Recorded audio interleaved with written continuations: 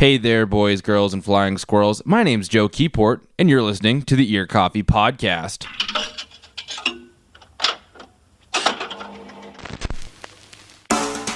Before we get into the interview, I would appreciate if you rate and review the Ear Coffee Podcast on iTunes. Your feedback allows us to make the podcast better, and it helps us stand out against the sea of music podcasts on the different platforms. Also, if you like what we're doing here on Ear Coffee, I'm going to ask you to please share our podcast on social media or tell your friends about us so that we can continue to reach more people. With that out of the way, this week I talked to Austin Lombardo, the recording artist behind Shrimp Olyimpics, and his live guitarist, Teagen DeVoe. Over the course of the interview, we discussed his musical upbringing. Lombardo grew up playing in cover bands with his father around Wisconsin, as well as the scene that comes out of the St. Paul Conservatory for the Performing Arts, the school he went to. The conversation also provided a look into the world of outsider music. Shrimp Olyimpics has a strong connections to 60s psych rock and freak folk. Without further ado, this is my interview with Austin Lombardo and Teagen DeVoe of the band Shrimp Olyimpics here on the Ear Coffee Podcast. Sitting here with two of the members of Shrimp Olyimpics, Austin and Teagen. You guys want to introduce yourselves and tell me a little about yourselves? Sure. My name's Austin Lombardo. I'm Shrimp Olyimpics in its recording form. And I'm Teagen DeVoe, and I play guitar in the Shrimp Olyimpics live band. And his own. And my own things as well, but... We can get to that in a second. So let's just kind of go through some history, Austin. Because how long has Shrimp Olyimpics been around? I know you've been releasing stuff under kind of the Shrimp Olyimpics label for a while. I came up with the name, I'm trying to think, right before I put out the newest record, which is Hot Meal. Mm-hmm. So that would have been March? Something like that, early in the year. But before that was just my name. But yeah, all of it's under that name now on Bandcamp and stuff.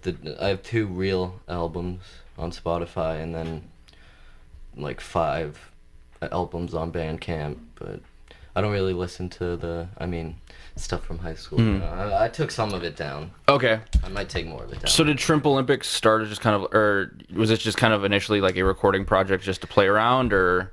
Yeah, I just wanted a name that I could, put everything under that wasn't my given name. And, I don't know. I don't really know what purpose it serves. I guess it's not really helping me out to not use my given name. I like it. I just didn't want to use... I don't know, it's kind of like sets you apart because you're just like Shrimp Olyimpics. It sounds interesting. Yeah, that's what I was going for. I did it really quickly. I remember I threw up I was either going to go with Shrimp Olyimpics or Smoking Aerobics. Ooh, King Aerobics. Yeah, I threw up a, Instagram poll. Yeah, one of those vote things on Instagram, and the vast majority voted for Shrimp Olyimpics. It was a quick decision, but I still like it. Maybe a little less, but I'll probably keep it. Yeah.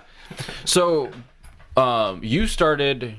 Just kind of give me your musical career, because you've been playing... I was creeping through everything, trying to figure out background information, and you've played in a handful of bands kind of before, as well as releasing solo material, or have you always kind of released solo material on top of the bands? Well, yeah, releasing solo material is a different story, but I've always recorded my own stuff, since I was 5.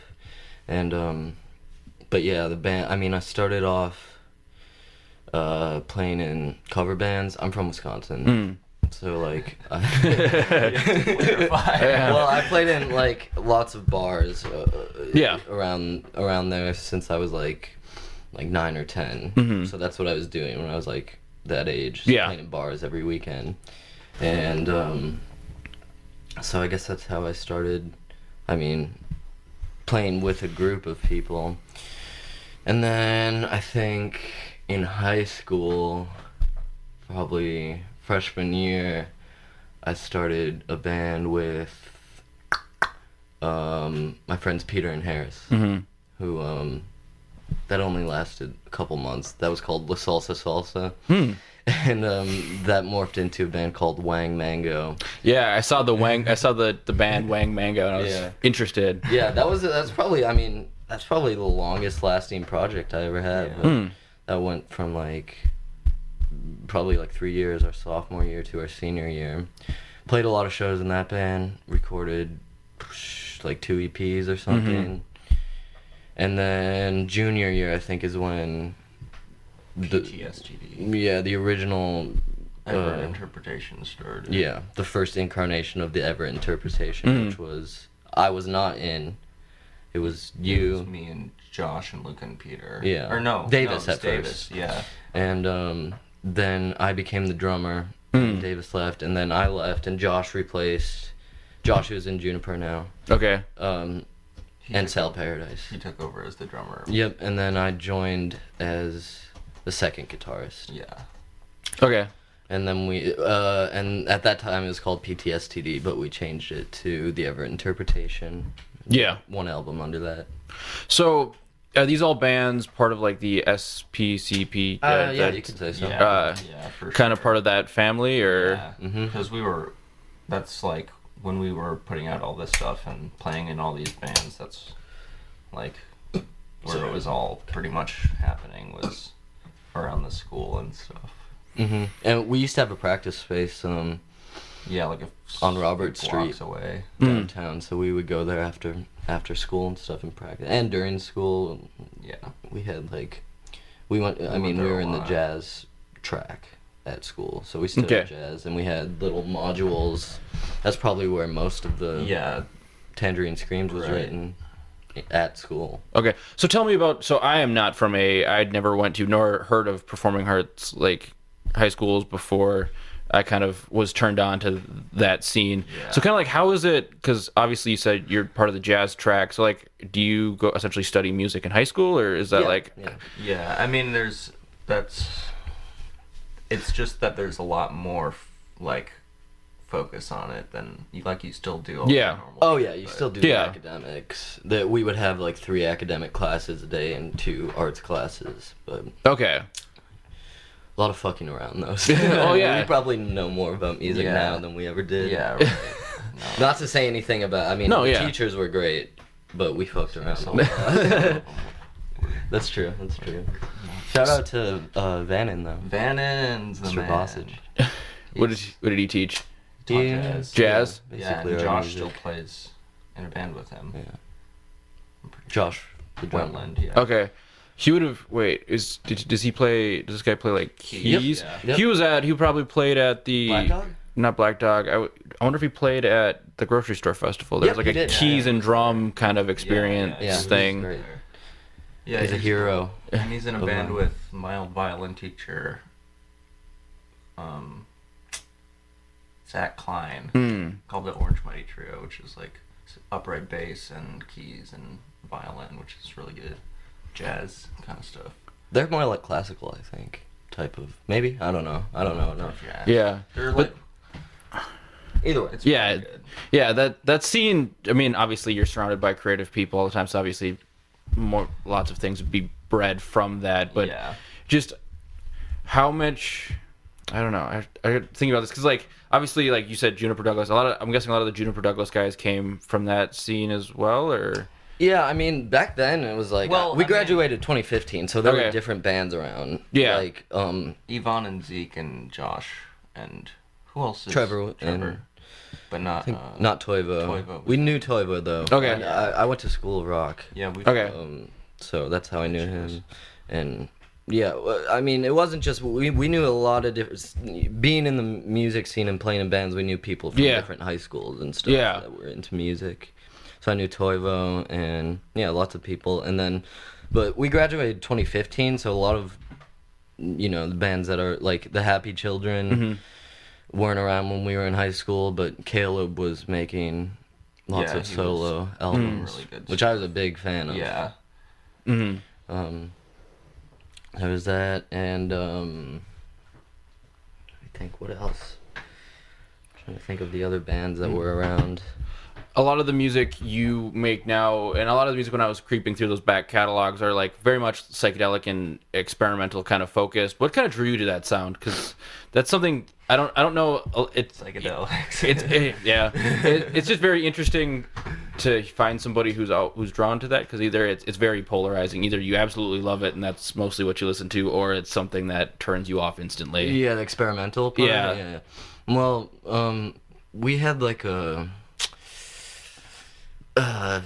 thing in high school. I don't know. Around 11th grade, we just started getting into all these records, and Like the whole, because there's so much like crazy stuff that all came out in like the 60s and Yeah. 70s. So There's there's a- like so much to like well, and beyond look that, around. too. I mean, yeah, just- but just that kind of. that first the first group of records that we got into, like since then it's been ever expanding, just listening to more music all the time. Can you remember that first record you guys listened to? That Sid would've- Barrett probably Sid- Probably like Sid Barrett. Nat Capper, maybe Pink Floyd's first Yeah. album. Okay. And then it was like Soft Machine. Soft Machine and Zappa, and all that stuff. Beach Beefheart. Boys, Beefheart. Beefheart. I can remember my first Beef Boys. I feel like I can remember my first Beefheart album and just being like, "This is amazing." Yeah. Yeah. Like, how can you do this? But Yeah. it makes sense. Yeah. Was it Trout Mask? It was. I started with Trout Mask Replica and then moved to like Safe as Milk and his like Yeah. I more, think Safe as Milk was my first. That was Yeah. my first. because like that's the most accessible song. one. Yeah. That strikes a. And listening to that stuff now is like. Strikes Yeah. All that serious nostalgia. like, psychedelic music. Like when you listen back to it, it's like super specific time, like Yeah. in your brain. It's just the nature of it too. I Yeah. think. When 'Cause did it's emotional music. it is? When did you start getting interested in recording your own stuff? Because like, When I was like really, really young. Really I was young? doing like was that about the same time you were in like cover bands and bar before bands? that even. Before that, was there like an old 4-track like laying around the not house? fortunate. or- I never did tape until Okay. I was in high school, but I had this program called I think Cool Edit. No, yep, Yeah. That I would've used been to the- yeah. Yeah, you record a lot on that, and probably hours worth of stuff on that, just unlistenable stuff, or like really probably trying to write Nirvana songs or whatever, and then that switched to GarageBand, and I was making like a lot of sort of like electronic Yeah. music, or like That was the thing in the early Yeah, high school. a lot of us were making. I mean, that's probably because of Caleb too. Caleb Yeah, was right. making a lot of that stuff. He probably has Yeah. like 10 albums from before the Happy Children. Yeah.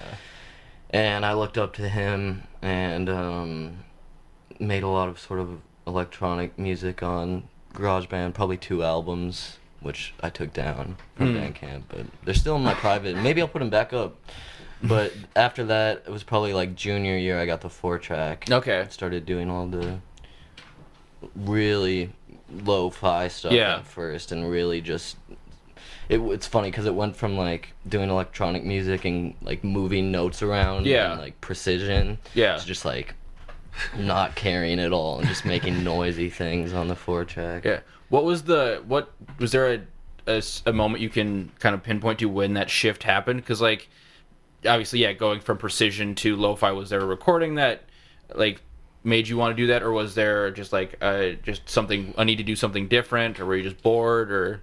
I was a fan of the sound of guitars plugged directly into the 4-track, like specifically John Frusciante's album Neanderthales, and he's from the Red Hot Chili Yeah. Peppers. It's I was a big fan of that album. That was like up and- there with Madcap for like. Yeah, that album's definitely imprinted into my DNA. That playing style too. It's kind of more or less what I started with, is kind of the Hendrix type style, and I don't know if I don't try to do that anymore, but sometimes I Yeah. still do. But anyways, I was a fan of just the sound of albums that were recorded on 4-track.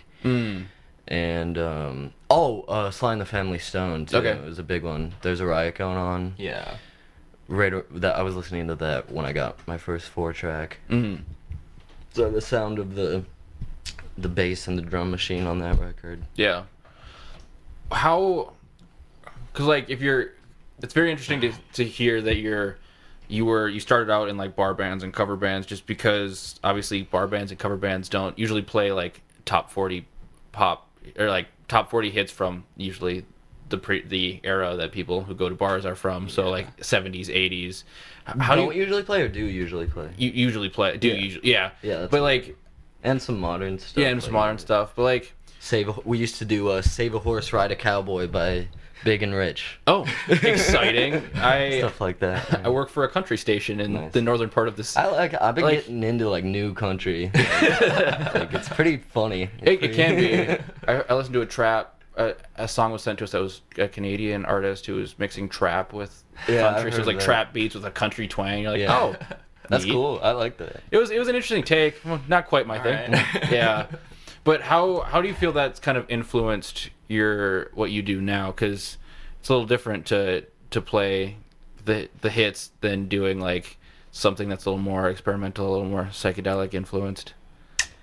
Well, I mean, I guess I had to learn all those songs like pretty you know, the precision thing. I guess I don't know. Playing music is playing music, and really the biggest thing about that was getting better at guitar. Yeah. Which, I mean, I did that for 4 years. Yeah. So playing out every weekend, and just because, I mean, naturally, I'm pretty conscious of like tone and stuff, so I was always just kind of getting a feel for that. So just, yeah, that was the main thing. And then as far as like playing the country songs and playing the classic rock, I mean, there's not a huge jump from, like, I like all sorts of music. Yeah. Like, we were playing probably, like, I'm trying to think of an example. Bands like Steve Miller Band or ELO, that's totally, you know, classic rock or dad rock or whatever, but it's still, like, those are still really good records. You know, those are not a far jump from the psychedelic and because it's not too long after that those written, and there's definitely still an influence on that, like especially ELO. ELO is, I would call them psychedelic, but then and the biggest one for me is Steely Dan, because that's just like a straight up like you know, dad rock, but like it's academic almost. Right. It's like my favorite music, really. Just that makes so much sense, because like I was listening to Hot Meal this morning and just kind of listening through some other stuff before. I was like, it definitely sounds like a lo-fi take on something like an ELO or a Steve Miller Band. Sure. It's just very interesting. So let's talk about Hot Meal specifically. Yeah. Looking that's okay. So in the liner notes of that album on Bandcamp, it said it's like a companion piece to a film that you recorded. So kind of tell me about the film, and because you haven't released it yet, have you? No, I'm probably not going to. Okay. Maybe I will. I don't know. We're waiting on a cable. That too.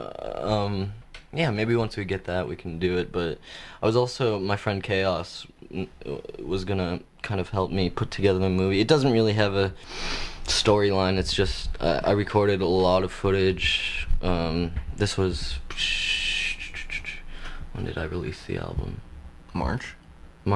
So then I would have recorded the footage probably in like September of 2017. I went down to Nashville.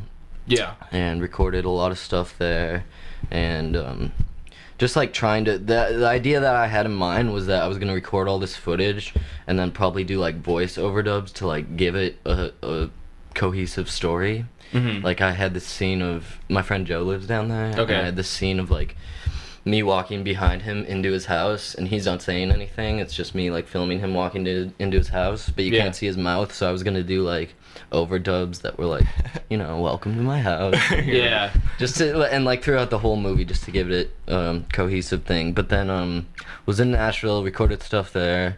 Went to Chicago right after that, recorded a bunch of footage there. And the main, the like tagline I had in mind was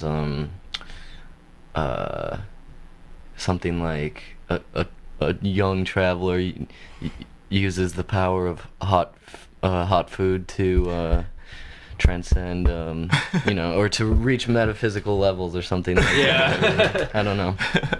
But yeah. A grand. We'll see about that. Yeah. It's definitely like, the album, when I listen to it, is like travel. Yeah. Kind of sounds like, I don't know. Car music. Yeah, or like Listen just to the it. idea Yeah. of traveling, like, and I think maybe the fact that it's kind of supposed to be genre hopping Okay. has to do with that. I don't know. I don't know how to explain the correlation there, but So the album is less of like a storyline to go along with the film and more of just like kind of more snapshots of yeah, things shot for film. vignettes, I guess. Yeah. I would say. But yeah, and the lyrics certainly don't have any story, but the theme is within the music. Gotcha. I gotcha. So you do have new music in the works. Yeah. Tell me about that a little bit. I just finished the second side of a new record. Oh, okay. And probably I have a couple songs on the first side. That's kind of just how I work. I like piece it in. Yeah. I don't do it in order or anything. Yeah. But it's probably gonna be around the same length as Hot Meal. This one is more like, I don't know. I'm still using the same tape machine, Okay. so it's got the same quality. Yeah. But the stuff that I've been really listening to a lot is more like high quality, like studio, like Yeah. a lot of Steely Dan, a lot of Todd Rundgren, just stuff that's like really Yeah. tight, you know. Mhm. So that's kind of what I've been trying to do, but at the same time, there's still like messiness and mistakes. Like that's just part of my music. I just leave the Yeah. mistakes in, because I'm like a student of the Velvet Underground, you know, Yeah. or Sid Barrett. Yeah. Like I just love It's all about- mistakes. Yeah. I mean, if I don't know, over processed tracks are just kind of lame. Yeah, Especially like yeah. leave a little mistake in. Yeah. Drum hits a stick Yeah, hits at a cymbal weird. Or, At least for the kind of music I do. And it goes with the tape sound. That's true. Yeah. That's true. The Like way the that tape. I mean, It's got like a, I don't know, feels good to have like mistakes on like Yeah. really, when you can tell it's on tape. Just yeah. If I were to switch to personal. digital, which Yeah. I'm probably gonna do soon, Yeah. at least for an album or so, I probably will try to clean it up a bit and not have so many mistakes. But I don't know. I like that, and I like really weird music. Yeah. Like outsider Outsider music. music. Yeah. Because you definitely have like a freak folk kind of Yeah. like influence. Like it almost feels like like a more underground version of like a Ty Segall, like an early Sure. Ty Segall Sure. Yeah. stuff. Saw him live at First Ave last year. Oh, nice. I've missed out on the sale for he's coming back to do an acoustic set at Turf Club. I missed. Cool. That sold out really quickly, so I couldn't get a Oh ticket to yeah, I that. heard of that. I didn't go to the Turf Club. printed flyers for that show. So do you have? So you mentioned that your writing process you don't write like chronologically. You piece it together. Yeah. So kind of like, do you have a set of songs and you kind of like you lay them out and you just go, you need something here or Right, pretty much.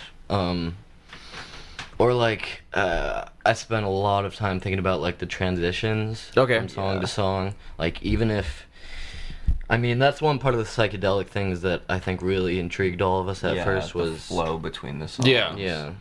making it a cohesive piece of Right. work. Right. And for a while, I wouldn't even bother with records that were like that didn't do that. Yeah, you know, yeah. I It was had only to be, looking. like, Yeah. a single thing. Yeah.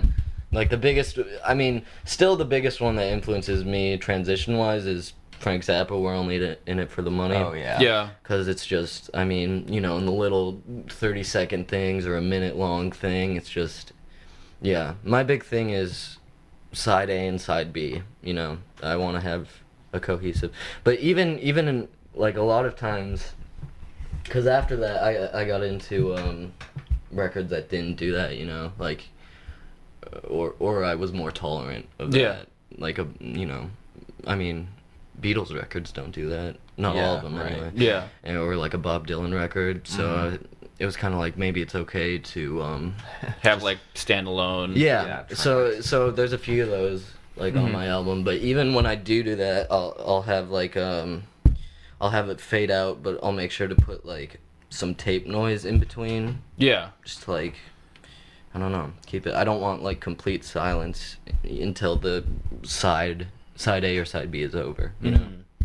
So you record the tape. Is it like a cassette tape, or are we talking like 1/4-inch tape? Now I have a reel-to-reel. Okay. Which is 1/4-inch tape. Okay. 8-track. It's Fostex. Gets the job done. Yeah. Do you really get into the like getting the razor blades out and like cutting together? No, I have a piecing, splicing kit, but I don't think I could ever do that. I do a lot of editing on the computer. Okay. Just in Audacity. So that's like where I get the like transitions and like, I mean, I can't just. It's so hard to get things perfect on the Right tape. on the tape. Yeah. So I do a lot of editing digitally, I don't do the splicing, but like the perks of recording to tape, like I'm big into the pitch control. And Yeah. if you listen to, not so much on Hot Meal, but all my albums before that have like tons of backwards guitars. That's just like. Sounds especially good on tape. Yeah, I was into that, you know, because if you reversing it on the digitally is not, it's just not the same thing. Nothing's the same digitally. No, exactly. So tell me about taking Shrimp Olympics live. Like, do you do like a full like band, or is it? Yeah, we've got a band going. I mean, we had some shows lined up, but they got canceled.